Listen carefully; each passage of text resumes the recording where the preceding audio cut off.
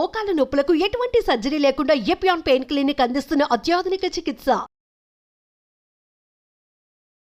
నమస్తే రమ్మగారు. నమస్తే జయ. రమ్మగారు, తిరుమల తిరుపతి దేవస్థానం అనగానే మనకి లడ్డూ ప్రసాదం, అలానే స్వామివారికి తలనీలాలు సమర్పించడం కదండి. మొక్కు అనగానే మనకి ఇవి గుర్తొస్తుంది. తలనీలాలు అనేసరికి పిల్లలకి ఫస్ట్ టైము చాలామంది అక్కడే తలనీలాలు సమర్పిస్తారు కదా రమ్మగారు. అవును, చెవులు కూడా కుట్టిస్తారండి అక్కడే కొంతమంది. ఎక్కువగా మనం తలనీలాలే వింటుంటాం. ఏటా వెళ్ళిన వారు ఏదో మొక్కుకున్నప్పుడు తలనీలాలే సమర్పిస్తాం స్వామి నీకని మొక్కుకునేవారిని కూడా చూస్తూ ఉంటాం. ఆడవారు 3 కత్తెరలు ఇస్తూ ఉంటారు కదండి. గుండు కూడా కొంతమంది చేయించుకుంటారు, తలనీలాలు సమర్పిస్తూ ఉంటారు. ఈ మధ్య ఒక వార్త వింటున్నాం, ఆడవాళ్ళు సమర్పించవచ్చని సమర్పించకూడదని. మీ అభిప్రాయం ఏంటి? అభిప్రాయానికి ఏముంటుంది జయ? సిద్ధాంతం ప్రకారం అయితే స్త్రీలు తలనీలాలు సమర్పించకూడదు. ఎందుకంటే ఈ స్త్రీ శిరోజాలు తీసేది ఎప్పుడు మన భారతీయ సంప్రదాయం ప్రకారము వైధవ్యం సంప్రాప్తించినప్పుడు పూర్వకాలంలో కేశఖండాన్ని చేసేసేవారు, జుట్టు ఉంచేవారు కాదు. ఏంటంటే ఈ తలలు జుట్టు తీసేయటం వల్ల ఎప్పుడు తల బోడిగానే ఉంటుంది, వీళ్ళు సౌందర్యం ఇతరులకి కనపడదు.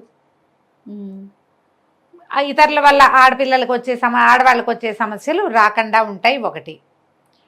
ఇక పూర్వ సువాసిని లక్షణం, ఇది వరకు భర్త ఉన్నాడు ఇప్పుడు లేడు, ఇప్పుడు వీళ్ళింతే వైధవ్యానికి సూచనగా జుట్టు తీసేవాళ్ళు పురాతనమైన విధానము. పూర్వం చేసేవాళ్ళు భర్త గారు లేకపోతేనే జుట్టు లేకుండా ఉండాలి.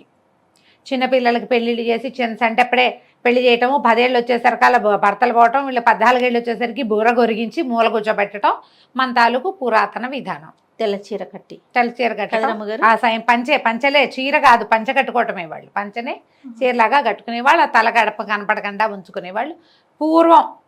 నీకు తెలిసే నాటికి నీకు తెలియదు, నాకు కూడా తెలియదు అంతగా.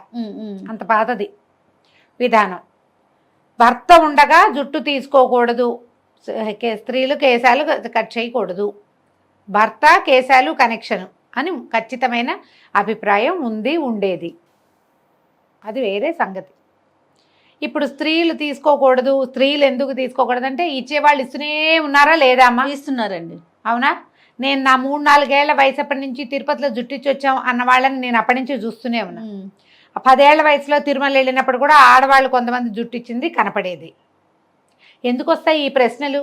ఎవరు కావాలనుకుంటే వాళ్ళు ఇస్తారు, లేకపోతే స్త్రీలు ఇవ్వకూడదు, వాళ్ళ ఇంట్లో వాళ్ళు ఒప్పుకోకపోతే ఇవ్వరు. పాయింటే కదా. ఇంట్లో కుటుంబ సభ్యులు ఒకటి ఉంది కదా. ఇప్పుడు వాళ్ళ ఇంట్లో వాళ్ళు ఒప్పుకున్నప్పుడు, వాళ్ళు ఏదో మొక్కుకొని తీసుకున్నప్పుడు మనం ఎవరమమ్మా వాళ్ళకి చెప్పడానికి? ఆడవాళ్ళు తీసుకోకూడదు, మీరు ఎందుకు తీసుకున్నారంటే నా ఇష్టం, నేను దేవుడికి మొక్కున్నా ఇస్తాను అంటారు. ఎవరో గురువుగారు చెప్పారు, ఇంట్లో వాళ్ళు ఒప్పుకోలేదు, ఇవ్వరు. వారి వ్యక్తిగతం మీద ఆధారపడి. ఖచ్చితంగా ఇది పూర్తిగా వ్యక్తిగతమే జయ, ఖచ్చితంగా. ఇప్పుడు ఈ జుట్టు ఇచ్చే ప్రోగ్రామ్ ఎక్కడి నుంచి వస్తుందో చూద్దాం. అసలు అలా ఆలోచించండి మీరు. ఈ ప్రశ్న అడిగేటప్పుడే ఇది ఆలోచన రావాలి. ఇదివరకు కూడా నేను ఈ మాటే చెప్పాను. విపత్కరమైన పరిస్థితుల్లో మొక్కుకుంటాం మనం. దేని మొక్కుంటాం జయ? బస్సు రావట్లేదని, టైంకి ట్రైన్ అందాలని జుట్టు మొక్కుకుంటారా ఎవరైనా? కాదు కదా. దేవుడా బస్సు ట్రైన్ అయిపోతుంది, ఏదో 5:06కి మనం ఇంకా రోడ్డు మీద ఉన్నాం, 6ంటికి ట్రైను, అయ్యో ట్రైన్ మిస్ అయిపోతుందేమో, వినాయకుడు కొబ్బరికాయ కొడతాను నా తండ్రి, బస్సు ట్రైన్ మిస్ కాకుండా చూడు అంటాం. కొంతమంది అట్లా మొక్కుంటారు. లేదా రాత్రి రేపొద్దున అన్నం తిన్ను, ట్రైన్ మిస్ అయిపోతే అక్కడ ఏదో సమస్య ఉందని వీటికి చేస్తారు. ప్రతి వాళ్ళకి మొక్కుకునే అలవాటు ఉంటుంది భగవంతుడికి. ప్రతి వాళ్ళు మొక్కుంటారు. ఈ మొక్కుకోటాల్లో జనరల్గా ఎప్పుడెప్పుడు జరుగుతాయి? ఏవైనా ప్రమాదాలు సంభవించినప్పుడు, అనారోగ్యాలు సంబంధించినప్పుడు, ఆర్థికపరమైన చిక్కుల్లో ఉన్నప్పుడు, ఏదో పిల్లలకి పెళ్ళిళ్ళు కావటం లేదో, పిల్లాడు కింద పడ్డాడో, వాడికి ఏదో జరిగిందో, మనకే జబ్బో పిల్లలకే జబ్బో, ఏదో విపత్కర పరిస్థితులు, ఎక్కడో ప్రమాదంలో చిక్కుకుపోయాం, ఎక్కడో ప్రయాణంలో ఇరుక్కుపోయాం, పిల్లాడు అక్కడెక్కడో ఉండిపోయాడు, మళ్ళీ ఇంటికి వచ్చే దారి కనిపించట్లేదు, దేవుడా తలనీలాలు ఇస్తాను తండ్రి, నిలువు దోపిడీ ఇస్తాను, నా పిల్లని రక్షించు, నా కళ్ళబడే నాయన అని దండం పెట్టుకుంటాం.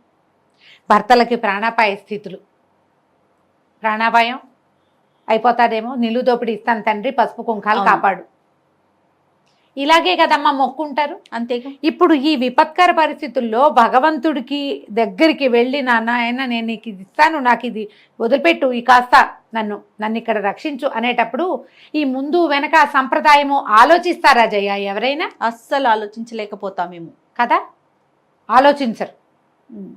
నిలువు దోపిడీ మొక్కేస్తారు. ఆయన హాస్పిటలైజ్ శుభ్రంగా ఉన్నాడు, సడన్గా పడిపోయాడు భర్త, హాస్పిటలైజ్ చేశారు, ఏదో బైపాస్ చేయాలన్నారు, లేకపోతే ఇంకోటి ఏదో అన్నారు, కష్టమండి 24 అవర్స్. ఇప్పుడు కదా మొక్కేది. ఇప్పుడు సంప్రదాయము భర్త ఉండగా నేను తలనీలాలు ఇవ్వకూడదు అని ఆలోచిస్తారా అమ్మా? వాళ్ళ అలవాటు ప్రకారం ఏదో మొక్కుంటారు.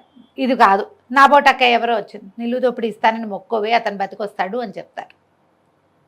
నిలువు దోపిడీ అంటే సూత్రాలు, ఒంటి మీద ఉన్న బంగారం అంతా ఇచ్చి తలనీలాలు కూడా. అంటే నిలువు దోపిడీ ఇవ్వటం అంటే నా మొత్తం నా తాలూకు సంపదని నేను దేన్ని భావిస్తానో అదంతా నీకు ఇస్తానని కదా. సౌందర్యం కూడా మన సంపదే కదా జయ. సౌందర్యంలో ప్రధాన భాగం జుట్టు కాదా? కేశాలే కదా. కేశాలే కదా. చూడంగానే మనకి ఏం అందమంతా పోయింది కదా. నా మీద నాకు ఏ ఆసక్తి లేదు, అదంతా నీకైతే తల నీలాలు ఇస్తే తలిచ్చినట్టు అప్పుడు మొక్కుతారు. నేను జుట్టు ఇవ్వండి అని ఎంకరేజ్ చేయట్లేదమ్మా, మీకు అర్థమవుతోంది కదా. అవును, అందరూ జుట్లు ఇవ్వాల్సిందే అని నేను చెప్పట్లా. ఏదైనా విపత్కర పరిస్థితుల్లో ఉన్నప్పుడు మొక్కుకున్నప్పుడు మొక్కు తీర్చుకొని ఇవ్వండి. ఆ మొక్కుకి, ఆడవాళ్ళ మొక్కుకి భర్తలు ఒప్పుకోవాలమ్మా, ఇది రూల్. మీకు పాయింట్ అర్థమైందా? ఎవరు అక్కర్లా. భర్త గనక ఈ అమ్మాయి జుట్టు ఇవ్వటానికి భర్త ఒప్పుకుంటే ఏం పర్వాలేదు. ఆయన ఉన్నాడుగా పక్కనే, ఇద్దరు కలిసే తీయించుకుంటారు. ఆయన జుట్టిస్తాడు, ఆవిడ జుట్టిస్తుంది, దేవుడికి దండం పెడతారు. ఇందులో జాతి నియమం ఏం లేదు. ఈ జాతుల్లో వాళ్ళు ఇవ్వకూడదు, ఆ జాతుల్లో వాళ్ళు తప్పు ఆ మాట. ఎవరైనా సువాసనే. భార్యాభర్తలు ఇద్దరు ఉన్నప్పుడు ఇద్దరు మాట్లాడుకుని అనుకుని నేను జుట్టిద్దామనుకున్నాను, నీకు ఇట్లా ప్రమాదం తప్పింది, జుట్టు మొక్కున్నానంటే ఏదో నవ్వుతుంటే ఆడాళ్ళు జుట్టు పెట్టమేమిటే అంటారు. ఏమో నేను మొక్కున్నానంటే సరే నీ ఇష్టం, తన కోసమే కదమ్మా మొక్కుకుంది. ఒక్కోళ్ళు ఒప్పుకున్నప్పుడు ఊరుకోడు, అప్పుడు 3 కత్తెరలో ఇవ్వండి, సరిపోలేదా? అంతే. పూర్తిగా వ్యక్తిగతము. భగవంతునితోటి మనం ఎట్లా కనెక్ట్ అయి ఉన్నామనేది మొదటి పాయింట్.